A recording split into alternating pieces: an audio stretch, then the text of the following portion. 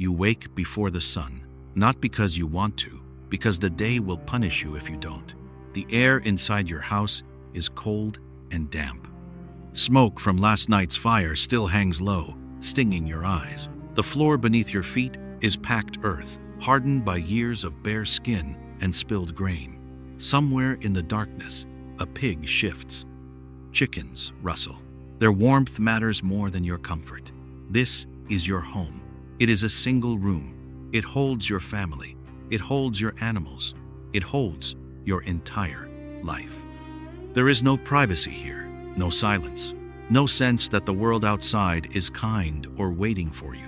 You eat before you work, not because you're hungry, but because you must. The bread is coarse and dark, made from barley or rye. It tastes sour, sometimes bitter.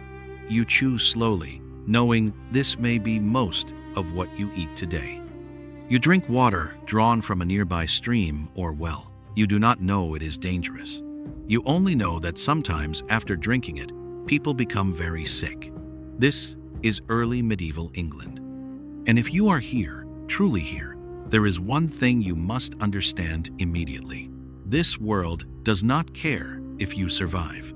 Before we talk about work, hunger, or death, there is something more important. To survive here, you must know who you are allowed to be, because your place in this world is decided long before you ever take your first breath. You did not choose this life. It chose you. In early medieval England, society is rigid, layered, and unforgiving. Power flows downward, labor flows upward, and almost everyone exists at the bottom. Roughly 8 or 9 people out of every 10 are peasants. Of those, the majority are serfs. That is what you are. A serf is not a slave. But do not confuse that with freedom. You are legally bound to the land you work, not to a person, but to an estate, the fields, the pastures, the woods. They own you as surely as chains would, even if no one calls it that. You cannot leave without permission. You cannot sell your labor elsewhere. You cannot decide to start over in another village. If you run, you are hunted and returned. Your name is written into memorial records. Your obligations are inherited. If your father was a serf, you are a serf. If you have children, they will be too. This is not temporary. This is permanent. From the outside, the system appears stable. The Lord owns the land. The church owns your soul. You work, and in return, you are protected. But protection is conditional. You owe labor several days a week on the Lord's land. This is not optional. You owe rent in produce. You owe seasonal taxes. You owe extra labor during harvest, whether your body can manage it or not.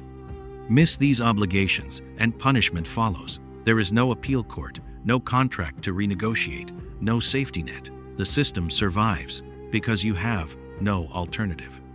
Now that you understand who you are, the next question becomes unavoidable. What does this life actually demand from your body every single day? Your work begins at dawn, not at a comfortable sunrise. At first light, when the air still bites and your muscles are stiff from yesterday's labor, the agricultural year governs everything. Your calendar is not weeks or months, it is tasks. Plowing in spring, sowing seed, weeding, harvesting in summer, threshing grain, preparing fields again. You work with tools that would feel primitive even to someone a few centuries later. Wooden plows tipped with iron, sickles that dull quickly. No machines, no animals strong enough to replace you. When the weather turns bad, work does not stop. Rain soaks your clothes. Cold cracks your skin. Heat drains your strength. In winter, there is still work, repairing fences, tending animals, hauling firewood. Your body never fully rests. Injuries heal slowly, if at all. Broken bones often heal wrong. Infections spread. A cut can kill you. Many men in their 30s already walk like old people. We know this from skeletons. Archaeologists examining early medieval remains find worn joints, compressed spines, healed fractures, and signs of chronic malnutrition, bodies shaped by work that began in childhood and never stopped. This is not heroic labor, it is survival labor. All of this work has one purpose: not wealth, not comfort, just enough food to keep going. But food here is a fragile promise in Christ. Your diet is painfully narrow. Most days you eat bread, coarse, dense, and dark. It is made from barley or rye, sometimes mixed with whatever grain was cheapest that year. Alongside it, a thin porridge. Vegetables help if your small garden produces enough. Beans, peas, onions, occasionally cabbage. Meat is rare, not because animals are scarce, but because hunting is forbidden. Forests belong to the nobility. Killing deer or boar without permission is a serious crime. Even gathering fallen wood can bring punishment. If you are caught poaching, the penalty may be fines, mutilation, or worse. So meat is saved for feast days, if your Lord allows it, or for moments of desperation that risk everything. You do not starve every day. But hunger is constant. Even in good years, the diet lacks protein and essential nutrients. In bad years, it becomes deadly. One bad harvest can mean famine. 2 in a row can empty villages. No details needed. Everyone understood what that meant. But even if you manage to eat, there is another daily gamble you cannot avoid. You drink water every day, and every day you risk disease. Rivers serve multiple purposes: drinking, washing, dumping, waste. Wells are shallow and easily contaminated. Animal waste, human waste, decay. It all seeps into the same sources. There is no understanding of bacteria. When sickness comes, it feels random. Dysentery spreads fast. Typhoid lingers. Fevers burn through households. Dehydration kills children quickly. Adults last longer, sometimes long enough to infect everyone else. Even monasteries, often cleaner than villages, suffer outbreaks. There is no cure, only prayer, rest, and hope. And when the day finally ends and you return home, there is no true relief waiting for you, because your house, like everything else, carries its own dangers. Your house is built quickly, cheaply, and close to others. WLE and door walls, wooden frames, thatch roofs, fires always nearby and always dangerous. There is no chimney. Smoke escapes where it can. Your lungs pay the price. Animals sleep inside with you in winter. Their warmth keeps you alive. Their waste fills the air. Fleas thrive. Lice are common. Rats move freely. Overcrowding spreads disease. Parasites weaken already tired bodies. Your home protects you from rain and wind. It does not protect you from illness. By now, you may be wondering, how long can anyone live like this? The answer depends on when you are born and whether you survive childhood at all. You may hear this number 30 to 35 years. It sounds shockingly low, but it hides the truth. Around 1/3 of children die before the age of 5. If you survive childhood, your chances improve. Some people live into their 40s, 50s, even older. Snorts. But death is never distant. An infection, a bad winter, an accident in the fields. Life is fragile. And sometimes death comes from a source no one understands at all: poison. The next danger is invisible, misunderstood, and terrifying when it strikes. You've learned how you live. Now you need to understand how easily it can end. In early medieval England, death is not rare. It is not dramatic. It is ordinary. It comes quietly, often without explanation, and when it does, there is no one who can truly stop it. There is something killing people in this world. No one is trying to poison anyone. No enemies, no plots, and yet people sicken, their minds break, their bodies fail. The cause is hidden in plain sight. In wet years, a fungus grows on rye. It looks harmless at first. dark growths replacing healthy grain. When ground into flour, it disappears entirely. Bread looks normal. It tastes normal. Then, the sickness begins. Hands cramp, muscles seize. People scream in pain. Some convulse uncontrollably. Some hallucinate. Some feel an intense burning in their limbs, as if they are on fire from the inside. Villagers say God is punishing them. Priests preach repentance. But the real cause is the bread they eat every day. Entire communities can be affected at once. The symptoms are so violent that outbreaks sometimes look like madness spreading through a village. In extreme cases, blood flow to hands and feet is cut off. Flesh turns black, fingers and toes fall away. People survive this. Many don't. They never know why. Poison does not only affect the poor. The wealthy drink wine stored in lead-glazed pottery. They eat food prepared in lead-lined vessels. They use lead pipes to carry water. The poisoning is slow. Headaches, confusion, memory loss, mood changes. Over time, it damages the brain and body. No one connects the dots. The materials used to show status and refinement are quietly killing the people who can afford them. Poison alone would be enough. But in this world, it rarely comes alone because disease is everywhere, and it presses most cruel on the youngest. If you are born in early medieval England, survival is not guaranteed. It is a gamble. Roughly 1 out of every 3 children dies before the age of 5. Some never survive infancy. Infections spread quickly. Malnutrition weakens small bodies. Waterborne diseases strike without warning. There are no antibiotics, no vaccines, no understanding of why one child lives and another dies. Parents expect loss, not because they do not love their children, but because experience has taught them that hope can be dangerous. Measles, whooping cough, respiratory infections. In a crowded home, once one child falls ill, others follow. Fever burns through bodies already weakened by hunger.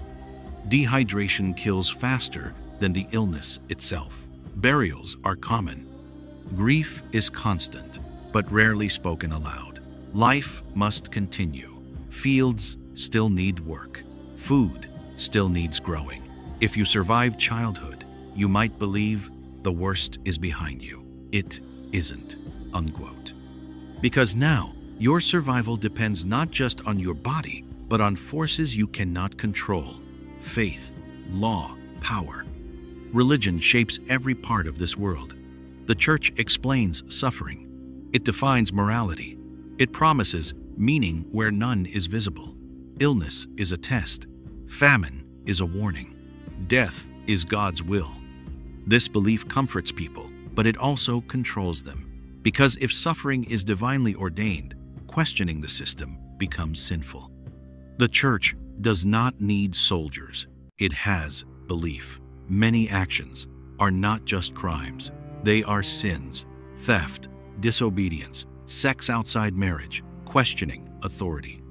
Breaking the rules is not only illegal, it risks eternal punishment. This mindset reinforces obedience, not because people are stupid, because they are afraid. And fear becomes music absolute when belief merges with law. Because justice here is not about evidence, it is about divine judgment. Justice in early medieval England is public and brutal. Punishments are meant to be seen. Stocks in village squares, branding with hot iron, mutilation. The body becomes a warning to others. But the most terrifying aspect of justice is something else: trial by ordeal. If you are accused of a serious crime, guilt is not decided by witnesses or investigation. It is decided by God. You may be forced to carry a red-hot iron, reach into boiling water, be thrown into a river. Your wounds are inspected days later. If they heal cleanly, you are innocent.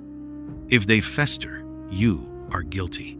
If you drown, God judged you innocent. This is not metaphor. This is law. In theory, the law applies to everyone. In reality, it does not.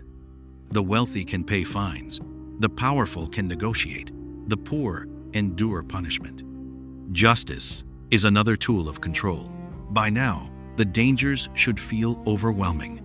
But there is one final threat that dwarfs all others because it destroys not just individuals, but entire communities. War. War is not a rare disaster in early medieval England. It is expected. You do not choose it. When your lord calls, you go, music, not because you are trained, but because refusal is a crime. You leave your fields, your animals, your family. You are not a soldier. You are a farmer handed a spear. There is no harm, no preparation, no promise. You will return. Even if you survive, the damage is already done. Your crops rot while you are gone. Your family struggles without you. And sometimes, war does not come from nearby lords. It comes from the sea. No warning. Ships appear, villages scatter, food taken, animals stolen, homes burned, people carried away. When the raiders leave, they take the future with them. Fields go unplanted. Hunger follows. Some villages never recover. They are abandoned, erased. This is the truth about war in this world. It does not need to kill you to destroy your life. Sometimes it only needs to pass through once. By now, you understand how dangerous life is in early medieval England. Hunger, disease, violence, poison. But not everyone faces this world the same way. If you are born a woman, survival becomes narrower from the very start. Your place is decided before you can speak. Religion says it is natural. Law enforces it. Custom repeats it until no one questions it. You are taught that obedience is virtue, that suffering music has meaning, that Eve's mistake explains your position in the world, and questioning. This is not rebellion. It is sin. Your world is small, mostly indoors, mostly unseen. You cook, you clean, you spin wool until your fingers split. You care for children who may not survive the year. You tend animals. You work the fields when labor is short. Without your work, households collapse. Music. Without households, the estate fails, and still you remain subordinate. Marriage is not romance. It is arrangement. You marry young, often in your teens, not because you are ready, but because labor is needed. Land must be worked. Children must come. Once married, your identity merges with your husband's. Property is his. Decisions are his. Leaving is not an option. But none of this is the greatest danger that comes later, because childbirth is not an event here. It is a gamble. There are no doctors, no antiseptics, no understanding of infection. Only midwives, experience, and prayer. Some women survive again and again. Is greater than. Others die the first time, and no amount of obedience protects you. This is what survival looks like if you are born female in this world. Not heroism, not tragedy. Endurance until it ends. And yet, this world does not collapse. It should. By every modern measure, it should. But it doesn't, because people bend. They lower their expectations until survival itself becomes success. Living past 40 is a victory. Seeing a child reach adulthood feels miraculous. Hope here is not about progress. There is no belief that life will get easier. Hope is smaller than that. A harvest that doesn't fail. A winter that doesn't kill. A child who wakes up healthy. These moments are enough to keep going. And that is the truth people miss when they look back and ask, how did anyone survive like this? They didn't survive because life was kind. They survived because they adapted to cruelty. They endured, not because the world cared, but because stopping meant disappearing. So when you imagine early medieval England, don't picture castles and kings. Picture ordinary people waking before the sun, working bodies already worn down, living in a world that offered no safety, and choosing every day not to vanish. That is early medieval England, not a heroic age, not a romantic one, a world that did not want you to live and the people who lived in it. Anyway, if you want to keep walking through worlds like this, lost societies, forgotten lives, and history as it was actually lived, subscribe to Worlds Before Us and tell me in the comments. Could you have survived this world? Because the next place we rebuild may be even harsher.